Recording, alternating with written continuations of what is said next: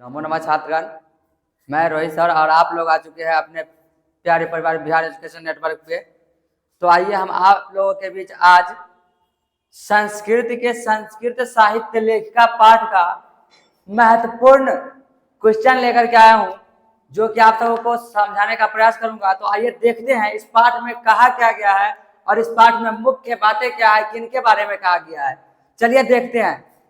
तो इस पाठ का जो शीर्षक है बच्चों, पाठ का शीर्षक है, उसका नाम है संस्कृत साहित्य लेखिका। संस्कृत साहित्य लेखिका, लेखक नहीं लेखिका। तो लेखिका का अर्थ ही होता है स्त्री। लेखिका का अर्थ क्या होगा? स्त्री। चलिए अब नेक्स्ट बात देखते हैं। समाज, समाज जिस परिवेश में हम रहते हैं उसको समाज बोलते हैं। जिस परिवेश में हम रहते हैं ना उसको क्या बोलते हैं? समाज। और समाज की गाड़ी किस चीज से चलती है? समाज की गाड़ी, समाज की जो गाड़ी है वह किस चीज से चलती है? तो बच्चों समाज की गाड़ी, देखिए समाज की गाड़ी किस चीजों से चलती है? तो समाज की गाड़ी नारी और पुरुष के मेल से चलती है बच्चों। नारी और पुरुष, यानी कि इस समाज को चलाने के लिए ना बच्चों नारी और पुरुष दोनों का जरूरी है। क्या केवल पुरुष समाज को चला सकते हैं? नहीं। केवल नारी समाज को चला सकते हैं? जी नहीं। इसके लिए इस समाज में दोनों को होना आवश्यक है और दोनों के मेल मिलाप से ही इस समाज की उन्नति होगी। चलिए अब आगे देखते हैं। इस पाठ में जो महत्वपूर्ण बात है, संस्कृत साहित्य में कितने ऋषिकाओं का वर्णन मिलता है? ऋषिका, ऋषि नहीं ऋषिका, यहाँ पे ऋषिका है अर्थात स्त्री। इस पाठ में स्त्री का वर्णन ही है और स्त्री से संबंधित उसके पति या उसके मार्गदर्शक का बात किया गया होगा। मुख्य रूप से इस पाठ में ना स्त्री का वर्णन है बच्चों। देखिएगा कि इसमें ज्यादातर स्त्री का ही वर्णन है। तो चलिए हम देखते हैं संस्कृत साहित्य पाठ में कितने ऋषिकाओं का वर्णन मिलता है। संस्कृत साहित्य पाठ में बच्चों मुख्य रूप से 40 ऋषिकाओं का वर्णन मिलता है। 40 संस्कृत साहित्य पाठ में बच्चों कितने ऋषिकाओं का वर्णन मिलता है? 40। चलिए अब आगे देखते हैं। इस पाठ में जो कहा गया है वह क्या है? संस्कृत साहित्य लेखिका के कितने पद स्पष्ट है? संस्कृत साहित्य लेखिका के कितने पद स्पष्ट है? तो देखिए बच्चों वर्तमान में अभी संस्कृत साहित्य लेखिका के 150 से ऊपर पद स्पष्ट हो चुके हैं। 150, 150 से ऊपर पद स्पष्ट हो चुके हैं। 150 से ऊपर पद बच्चों स्पष्ट हो चुके हैं, 150 से ऊपर। चलिए उम्मीद करते हैं कि हम जो सिखा रहे हैं वह आप लोग सीख रहे होंगे। चलिए अब आगे देखते हैं इस पाठ में आगे क्या कहा गया। आगे है मंत्र के बारे में है। ऋग्वेद में कितने ऋषिकाओं का वर्णन है? ऋषिका, ऋषिका, ऋषिका, ऋषि नहीं, ऋषि पुरुष को बोलते हैं और ऋषिका स्त्री को। किसको? स्त्री को। तो देखिए ऋग्वेद में कितने ऋषिकाओं का वर्णन है? यानी कि महिला ऋषि, महिला ऋषि में होता है ऋषिका, महिला ऋषि, ठीक है। स्त्री ऋषि, स्त्री ऋषि, स्त्री ऋषि, स्त्री ऋषि को क्या बोलते हैं? ऋषिका। स्त्री ऋषि को क्या बोलते हैं वो? ऋषिका। तो ऋग्वेद में कितने ऋषिकाओं का वर्णन है? तो ऋग्वेद में बच्चों 24 ऋषिकाओं का वर्णन है। 24। ऋग्वेद में कितने ऋषिकाओं का वर्णन है? 24। ऋग्वेद में 24। नेक्स्ट क्वेश्चन देखते हैं बच्चों। नेक्स्ट क्वेश्चन है अथर्ववेद में कितने ऋषिकाओं का वर्णन है? अथर्ववेद, यहाँ पे भी ऋषिका है। देखिए ऋषिका, ऋषिका, इसका भी अर्थ यही है स्त्री ऋषि, स्त्री ऋषि। चलिए अब आगे देखते हैं। इस पाठ अथर्ववेद में ना 5 गो ऋषि का वर्णन है। 5 गो। कितने ऋषि का? 5। चलिए अब आगे देखते हैं। याज्ञवल्क्य की पत्नी का नाम क्या था? तो याज्ञवल्क्य की पत्नी का नाम मैत्रेयी था। मैत्रेयी एक संस्कृत साहित्य लेखिका है। एक संस्कृत साहित्य लेखिका है। मैत्रेयी जी क्या है? एक संस्कृत साहित्य लेखिका है। चलिए आगे देखते हैं। मैत्रेयी को आत्मतत्व की शिक्षा किसने दी? मैत्रेयी जी को आत्मतत्व की शिक्षा उन्हीं के पति ने दी। देखिए मैत्रेयी जी को आत्मतत्व की शिक्षा किसने दी? तो उनके पति ने। और उनके पति का नाम क्या था? याज्ञवल्क्य। देखिए यहाँ से, देखिए यहाँ से यूं आया, यूं। देखिए याज्ञवल्क्य जी कौन थे? मैत्रेयी के पति। मैत्रेयी के पति, मैत्रेयी के पति कौन थे? याज्ञवल्क्य जी। और याज्ञवल्क्य जी की पत्नी का नाम क्या था? मैत्रेयी। मैत्रेयी, मैत्रेयी को किस चीज का शिक्षा मिला? आत्मतत्व का। चलिए अब नेक्स्ट देखते हैं इस पाठ में और क्या कहता है। आगे देखिए बच्चों, आगे कहता है प्रथम कल्पा के नाम से कौन प्रसिद्ध है? प्रथम कल्पा के नाम से संस्कृत साहित्य में कौन प्रसिद्ध है? संस्कृत साहित्य लेखिका में प्रथम कल्पा के नाम से कौन प्रसिद्ध है? तो देखिए बच्चों, संस्कृत साहित्य लेखिका में न प्रथम कल्पा के नाम से न विज्ञानका प्रसिद्ध है। विज्ञानका, विज्ञानका। चलिए अब आगे देखते हैं। जनक, राजा जनक जो कि रामायण काल में थे। रामायण काल में कौन थे? राजा जनक थे। कौन? सीता जी के पिता, मिथिला के शासक।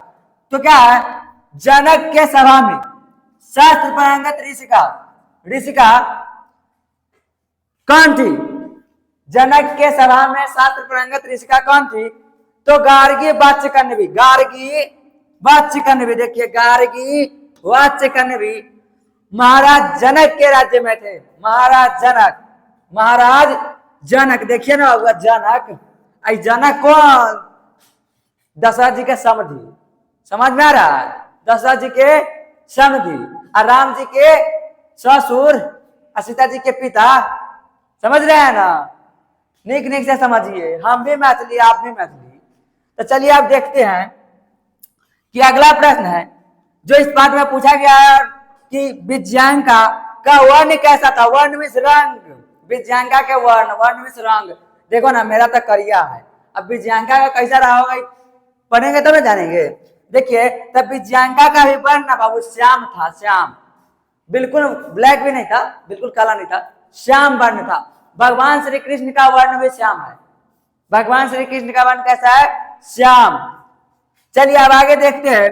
विज्ञानका किस समय में संस्कृत साहित्य लेखिका में थी? किस समय के संस्कृत साहित्य लेखिका में सुप्रसिद्ध थी?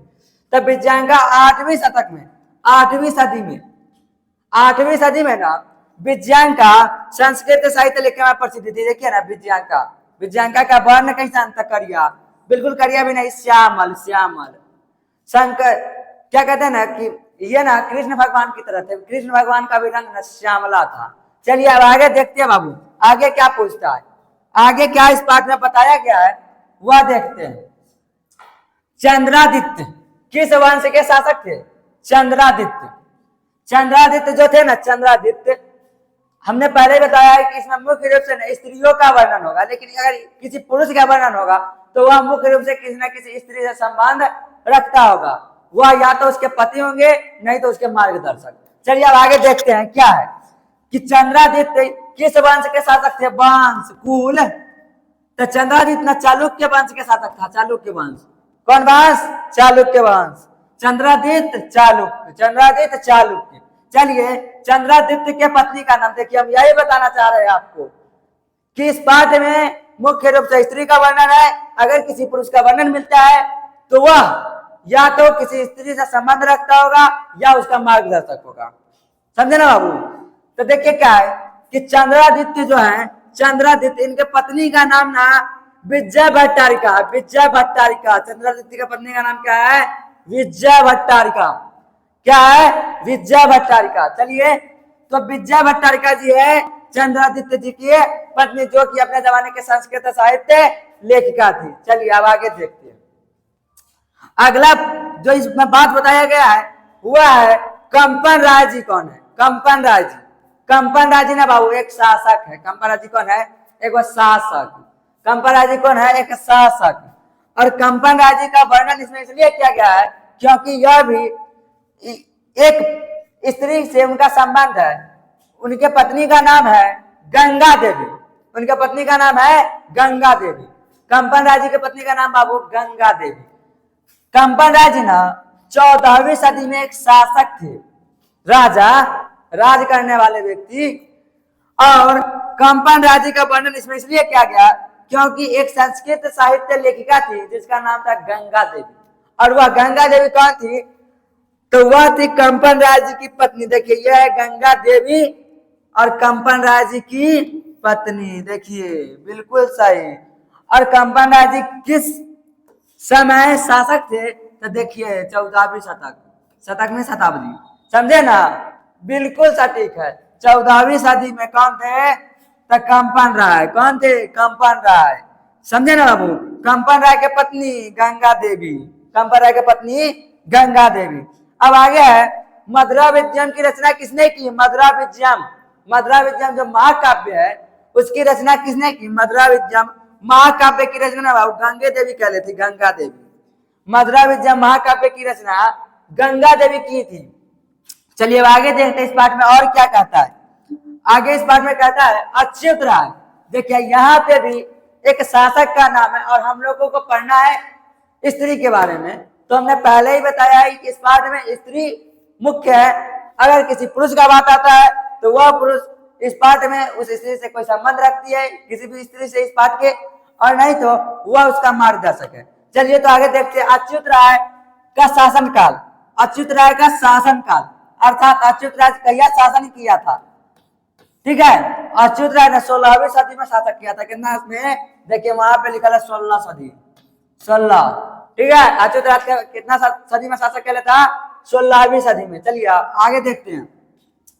अच्युत राय की पत्नी का नाम क्या है? तिरुलांबा। देखिए यहीं पे यही हम समझाना चाह रहे हैं कि इस पाठ में मुख्य रूप से स्त्रियों का वर्णन है, और स्त्रियों का वर्णन है तो देखिए बाबू अच्युत राय जी का वर्णन इसलिए किया गया क्योंकि उनकी पत्नी जो तिरुलांबा थी ना वह भी संस्कृत साहित्य लेखिका थी। वह भी क्या थी? संस्कृत साहित्य लेखिका। चलिए अब आगे देखते हैं। ये संस्कृत साहित्य लेखिका तिरुलांबा जी ने वरदाम्बिका किए महाकाव्य की रचना की थी। वरदाम्बिकीय महाकाव्य की रचना तिरुमलांबा ने किया था। तिरुमलांबा कौन थी? अच्युत राय की पत्नी। अच्युत राय की पत्नी का नाम तिरुमलांबा, तिरुमलांबा के पति का नाम अच्युत राय। समझे बाबू? आगे देखते हैं। आधुनिक संस्कृत साहित्य लेखिका में कौन सुप्रसिद्ध है? आधुनिक मीन्स वर्तमान, आधुनिक मीन्स वर्तमान। वर्तमान संस्कृत साहित्य लेखिका में पंडित क्षमाराव ना बाबू सुप्रसिद्ध है। वर्तमान के संस्कृत साहित्य लेखिका में पंडित क्षमाराव सुप्रसिद्ध है। चलिए अब आगे देखते हैं आगे क्या कहता है इस पाठ में और क्या कहा। देखिए पंडित क्षमाराव के पिताजी का नाम ना बाबू, पंडित क्षमाराव के पिता का नाम शंकर पांडुरंग। पंडित क्षमाराव के पिता का नाम था शंकर पांडुरंग।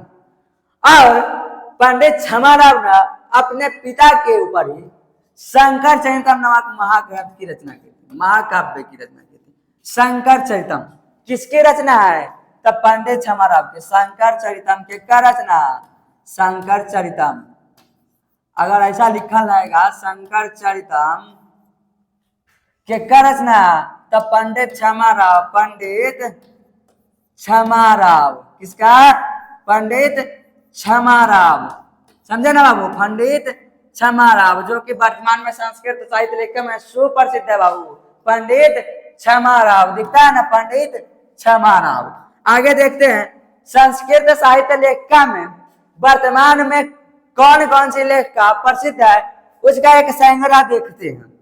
देखिए तो वर्तमान में ना संस्कृत साहित्य लेखिका में ना पुष्पा दीक्षित जी, बनमाला जी और मालवाड़कर, मिथिलेश कुमारी आदि संस्कृत साहित्य लेखिका में सुप्रसिद्ध है। समझे बाबू? इस पाठ का मुख्य उद्देश्य यही है कि इस समाज में संस्कृत साहित्य लेखिकाओं अर्थात संस्कृत में लेखिकाओं का, स्त्रियों का क्या महत्व है उसके बारे में इस पाठ में विशेष बताया गया है।